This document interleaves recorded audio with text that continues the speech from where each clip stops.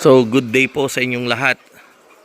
Welcome na naman sa another episode ng ating vlog na kung saan ang topic po natin for today ay update sa alaga nating layers, RTL. Ito yung RTL natin na batch July 14, 2026. So, ang ibig sabihin po nun, nung July 14, 2026, 16 weeks po nila. Ayan. So, ito yung dineliver natin sa mga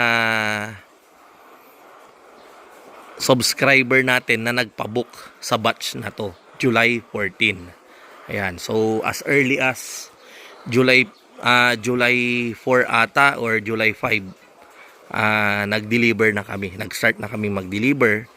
And then, yung feeds na kakainin nila hanggang July 14 ay siya naman nating ipinadala. Ayan. So, itong manok na to, ito yung sabi ko, pagdating sa lighting program, ang susundan natin ay yung yung system B natin. Ang system A kasi natin yung natural procedure or natural system sa maturity or sa pagpapamature ng mga manok, which is hindi natin pailawan pagdating ng RTL dyan sa inyong farm. So hindi natin yan pailawan totally hanggang sa sila ay maging 23 weeks old. Ayan. So hindi natin pailawan. Ang option C natin, mamaya malalaman nyo kung bakit C kaagad, walang B. Mamaya yung B. Yung option C natin, pagdating ng RTL dyan sa inyo, pailawan natin 16 weeks, pailawan natin hanggang sa sila ay mag 19 weeks. Ayan. So, pailawan natin hanggang sa sila ay mag 19 weeks. Gagayahin natin yung nangyari sa isang batch ng manok namin. Ikot ko lang yung camera, iti-twist ko. Ayan. Yung mga yan. Yung mga nandyan sa kabila. Yan. Yung kabilang building. Yan yung aksidenteng na pailawan natin. So, 19 weeks. 19 weeks nung madiscovery ko na tuloy-tuloy pala yung kanilang pailaw. From 6 to 9 p.m. And then from 4 a.m. to 7 a.m. pinapailawan sila. Dala nga nung timer ay nakaset sa ganong settings. So, nung nalaman natin, nagulat tayo dahil natakot tayo dahil baka magka-prolapse yung mga manok natin. So, agad-agad nating pinatay yung ilaw at hindi sila pinailawan ng almost 2 months. Sa takot ko lang kasi na baka magka-prolapse sila. So, ano ang nangyari doon sa mga hindi pa nakapanood? At kung gusto nyong panoorin, andyan yung aksidenteng na pailawan. Hanapin yung title dyan sa mga videos natin. So, anong nangyari? Hindi po sila nagka-prolapse. Ayan. So, yun yung system C natin. So, pwede naman palang ganon.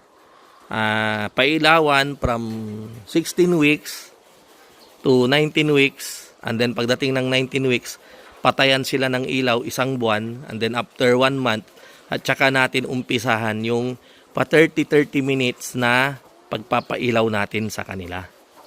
Ayan. So, yun yung system C.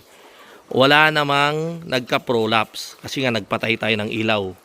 May almost 2 months. Pero ang turo ko ngayon, 1 month pwede na.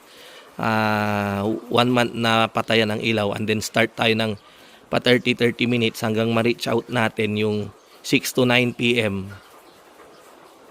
Okay? And then 4 a.m. hanggang magliwanag may ilaw yan. Ayan. So, wala pong problema doon. Ayan. Ngayon naman, ang ang titignan natin ay meron tayong panibagong setup. Pailawan natin yung RTL 16 weeks to 18 weeks. Ayan. At andito na tayo ngayon. Ang manok na to ay pinailawan natin ng mula nung sila ay 16 weeks hanggang sa sila ay mag 18 weeks. So 2 linggo po silang pinailawan. Ayan. So bakit ganon?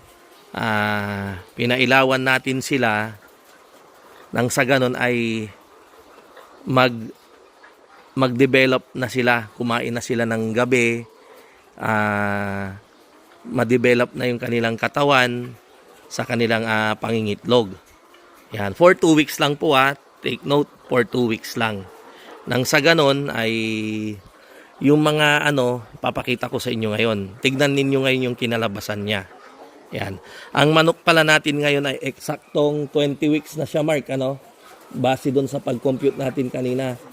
20 weeks na po sila today. Ayan. So tignan nyo po yung kanilang mga palong. Ayan. Malalago yung kanilang palong. Ayan. Ano kaya yung dahilan? Ayan. Ang dahilan po kaya ganito yung palong nila kasi napailawan na po sila ng 2 weeks. Ayan.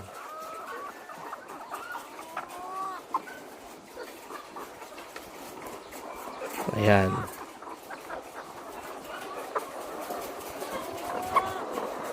O, di ba? Ang lalago na ng palong nila.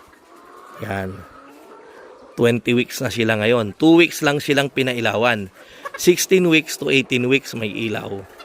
Yan.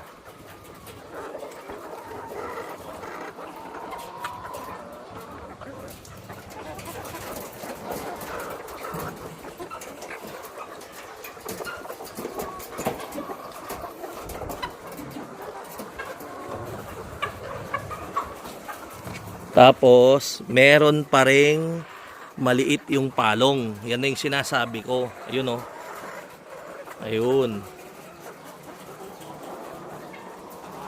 Sinasabi ko po sa inyo, hindi naman talaga uniform na pare-pareho yung tubo ng palong.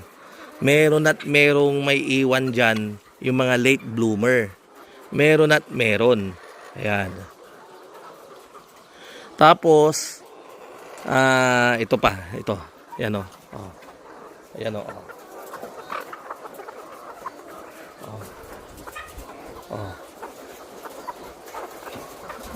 Tignan nyo ang liit pa ng palong nun.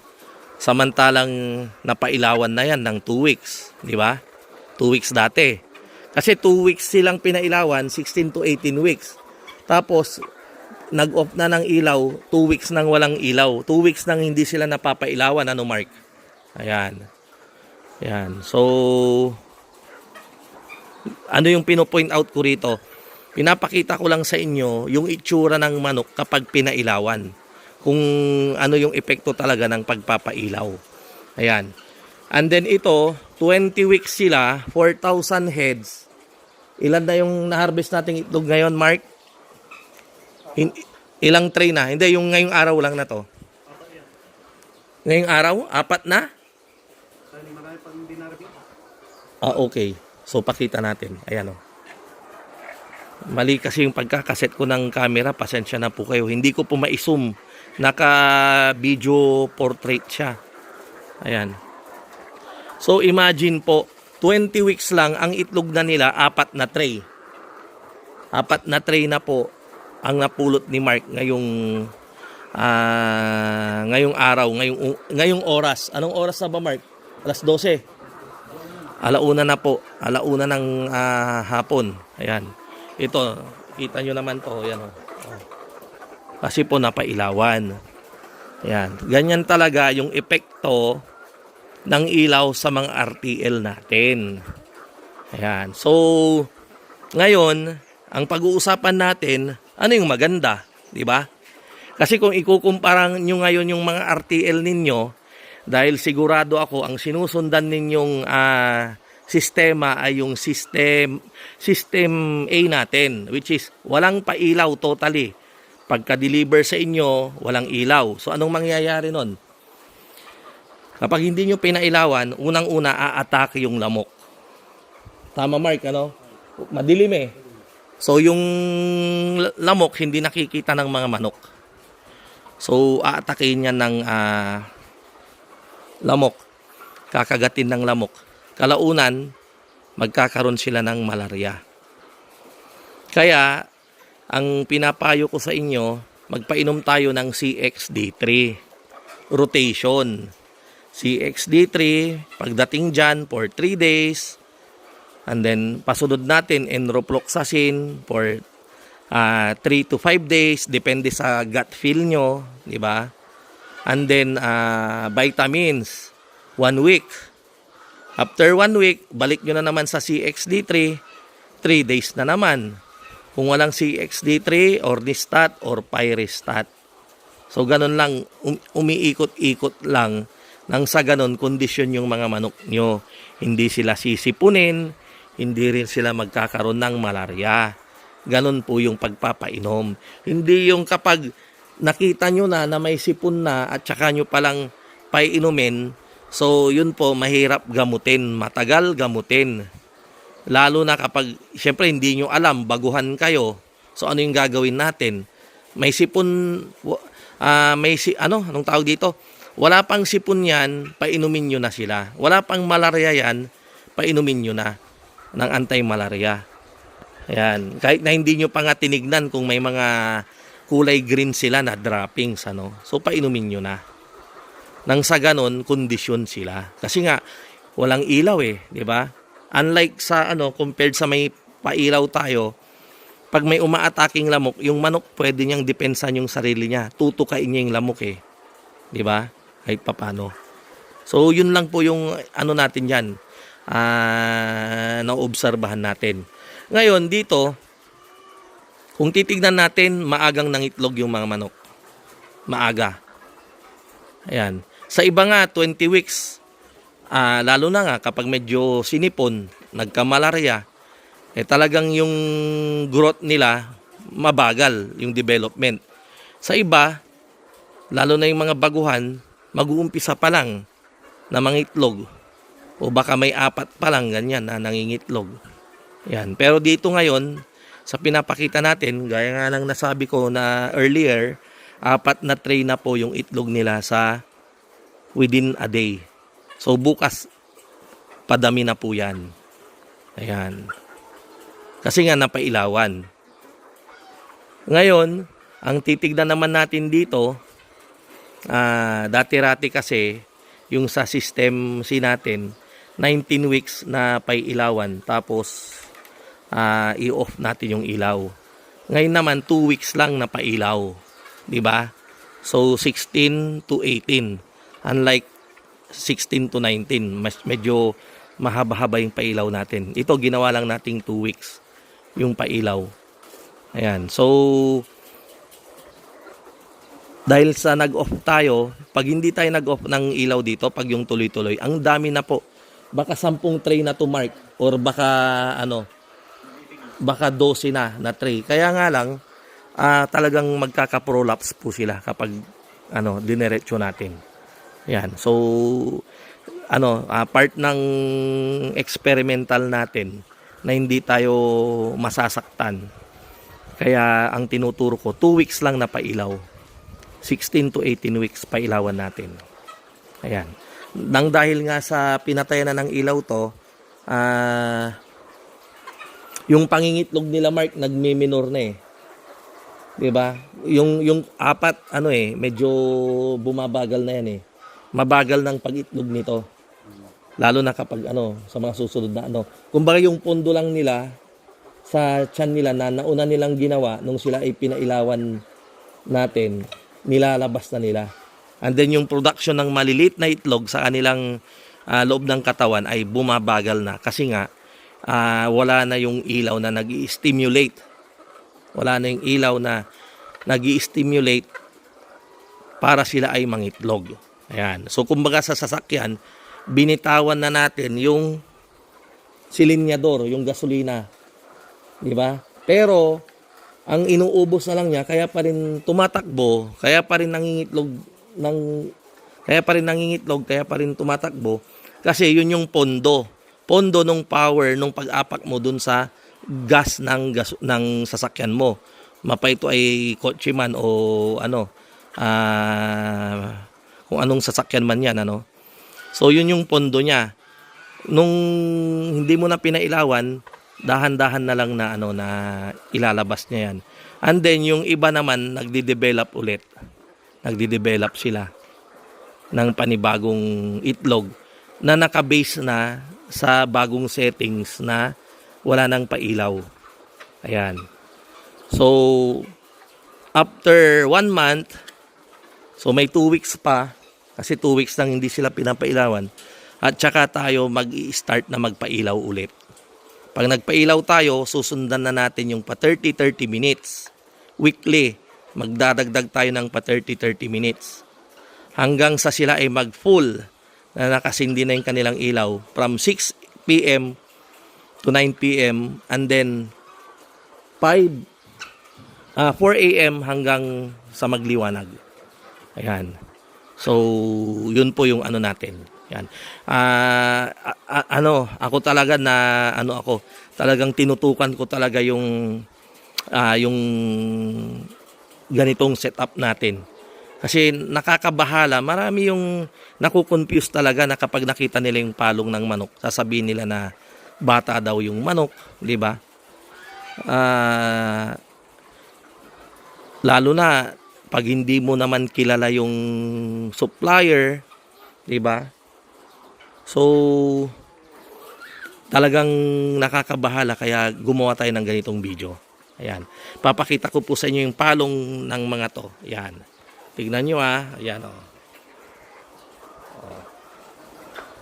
Ayan. At saka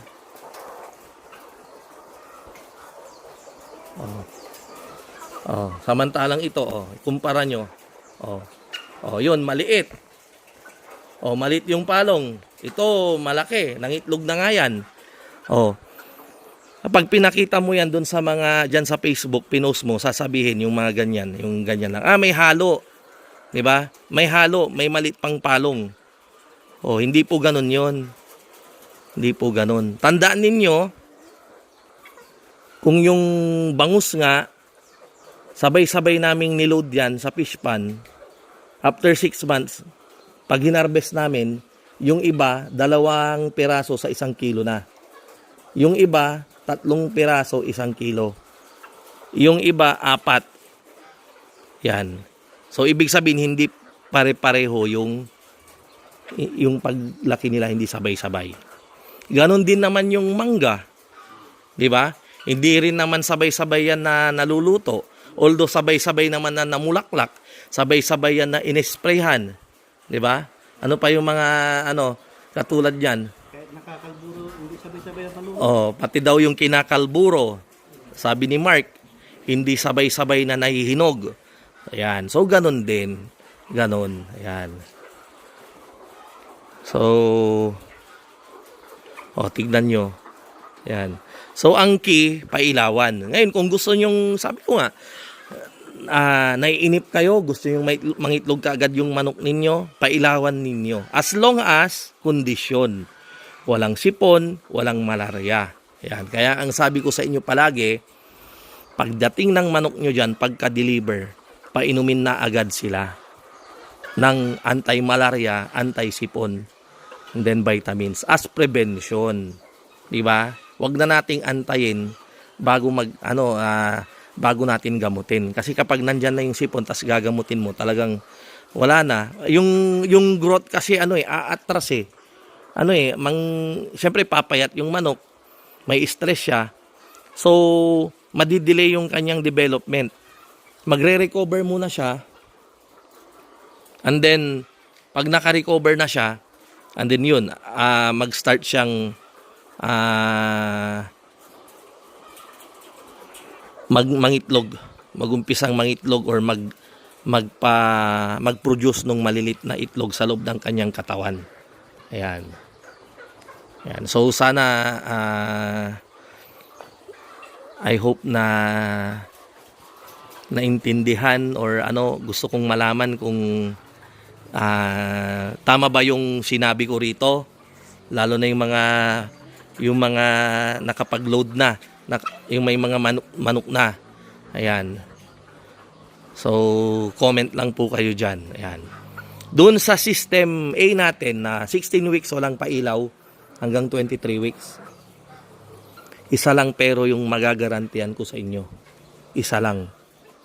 Magagarantiyan ko po. Alam nyo po kung ano, matagal po silang mangitlog. Di ba, Mark? Matagal mangitlog yung manok na ganun. Ayan. Ewan lang natin dito. Doon sa system natin, ito, pakita ko. Ito yung aksidenteng napailawan. Ayan. Yan yung aksidenteng napailawan. And then ito naman yung 4,000 na system B natin. Ayan. Then pakita ko rin sa inyo, ito yung sinipon. Nagkaroon po kami ng sinipon sila rito nung nilipat namin sa battery cages. Isa rin to kasi syempre sa baba andyan yung ipot ng mga manok namin. Yung mga lumang manok. Ayan. Nagkasipon po yan pero ang gaganda po nila ngayon. Oh. Ayan. Syempre hindi natin maiwasan. Andyan yung mga bacteria, yung mga old bacteria na naninirahan na dyan. Plus nung nilipat natin dito, so possible may mga naiwan, ganyan. Although, dinisinfect po namin yan ng formalin. Ayan. So, ang sipon ay talagang, yan yung very common, pero naagapan naman yan. Pag hindi kasi natin naagapan, nagiging kuraysa siya. Yung bumubukol yung mata. Ayan, medyo matagal gamutin yon, bukod nyo lang, pero gagaling din yan sa katagalan. Importante kumakain siya, makaka-recover po yan. Ayan. Ayan, so siguro hanggang dito na lamang muna tayo at update ko po ulit kayo sa after a few weeks Kasi tandaan po natin 20 weeks po nila ngayon, August 11. 2026. At ito po yung kanilang itlog na iniitlog nila. Ayan. Anong size to, Mark? No weight pa ata.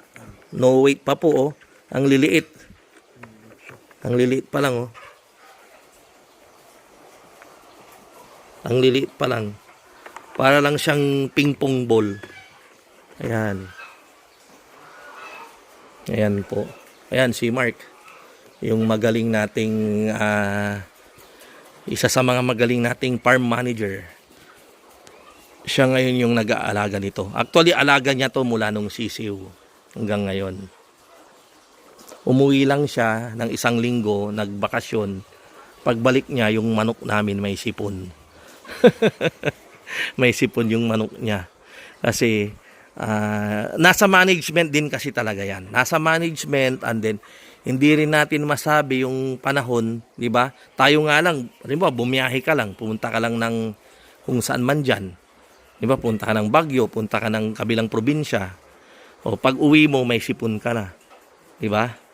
Meron nga yung namalingki ka lang, pag uwi mo, sinipon ka na. Ayan. So, importante yung management ang number 1 dyan. Kaya, manood lang po kayo ng mga vlog natin. Para kahit papano may kapulutan kayong mga idea regarding sa pagpapaitlog ng manok. Ayan. So, maraming salamat po. Dun sa mga nagtatanong, may available pa po tayong RTL na pang September 22, 2026. And then, meron din tayong RTL kasabay nung ilo-load ko rito. Maglo-load kasi ako. Pupunin ko yung building natin. 17,000 na RTL, sabay-sabay kong ilo-load. Yun yung batch ng October 1 natin. October 1, 24,500. Sa akin yung 17,000, so yung remaining ay available po yun. Pwede ko pong i-share sa inyo. Ayan. So, sa mga gustong mag-inquire, PM lang po kayo sa ating Facebook page, Mang Mags, ayan, or dito sa number ko 0927-427-1056. Ayan. Maraming salamat po. Mabuhay po tayong lahat at God bless.